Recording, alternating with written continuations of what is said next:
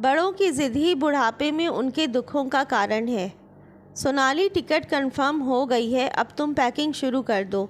2 साल हो गए हमें घर गए हुए।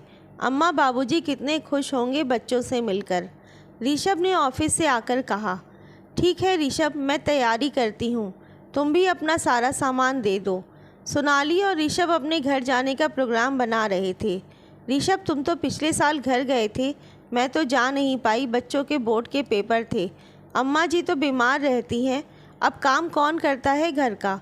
कोई काम वाली लगाई कि नहीं?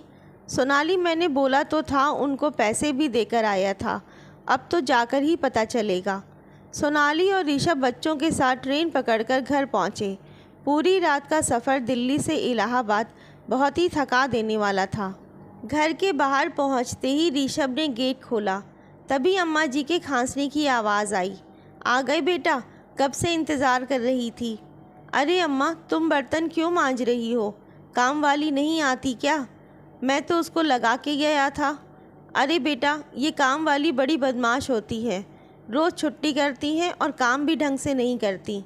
मुझे तो नहीं आता इन काम वालियों का काम समझ में। काम ही क्या है, मैं तो अपने आप ही कर लेती हूँ, पैसा भी मुँह फाड़ के मांगती हैं।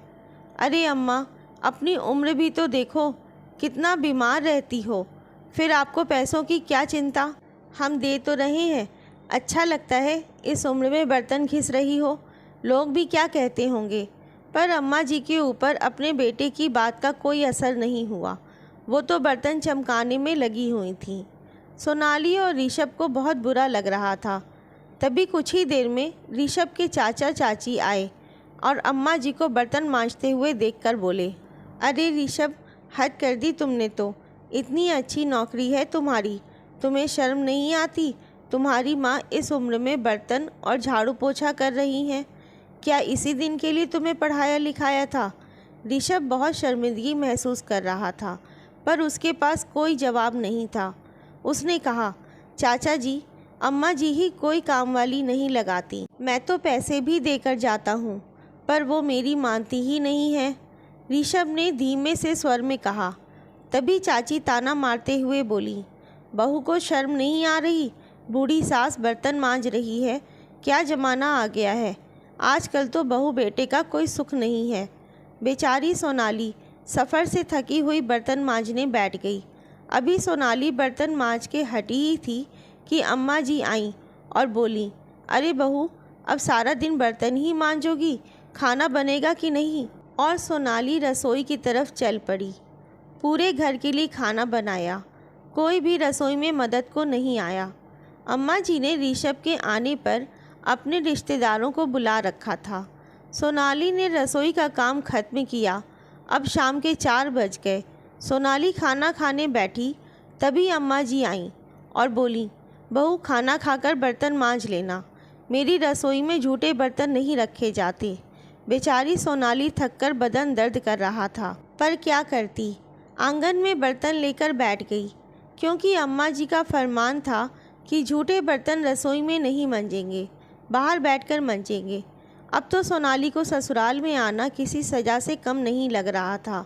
वो सोच रही थी कि आखिर क्यों ये सासू माँ अपनी ज़िद पर अड़ी रहती हैं, अपने पुराने विचारों को क्यों नहीं छोड़ती। अगर बेटा बहू उनको आराम देना चाहते हैं तो क्यों उन्हें यह गवारा नहीं होता? वो क्यों चाहती हैं कि घर का सारा काम बहू ही करे? क्यों उन्हें काम वाली लगाना एक फिजूल खर्ची लगता है? अगर बेटा उनके आराम के लिए पैसे खर्च करके काम वाली लगाता है तो क्यों उन्हें बुरा लगता है?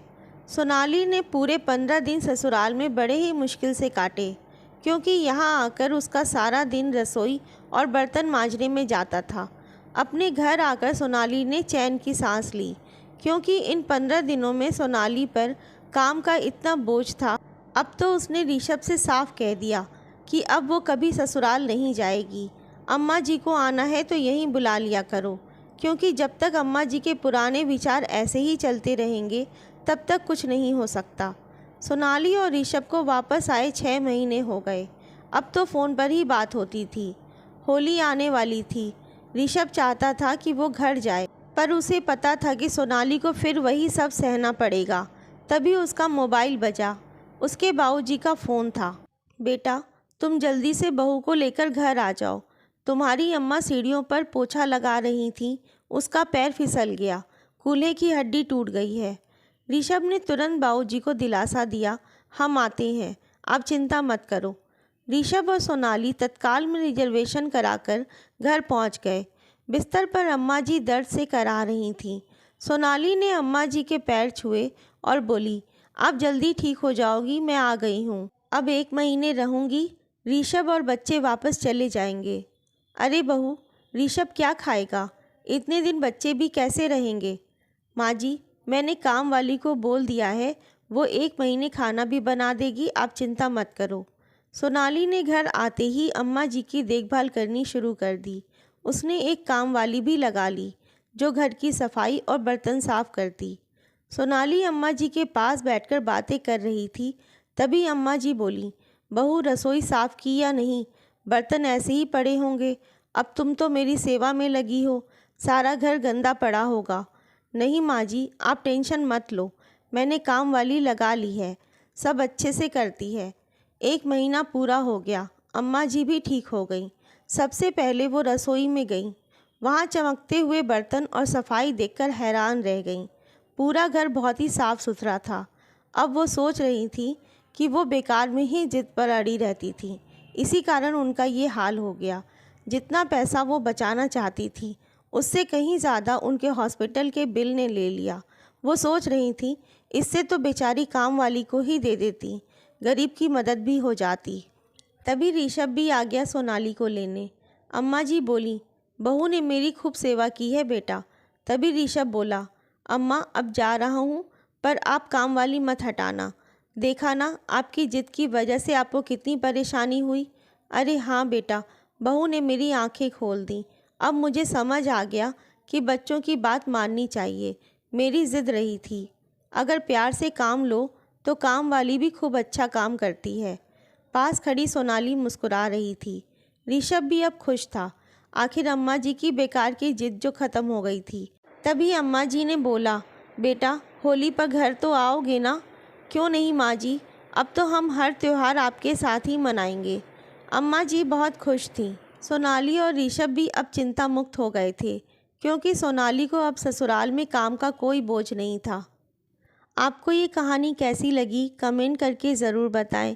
कहानी अच्छी लगी हो तो लाइक और शेयर करें। अगर आप चैनल पे नए हैं तो सब्सक्राइब करना ना भूलें। धन्यवाद।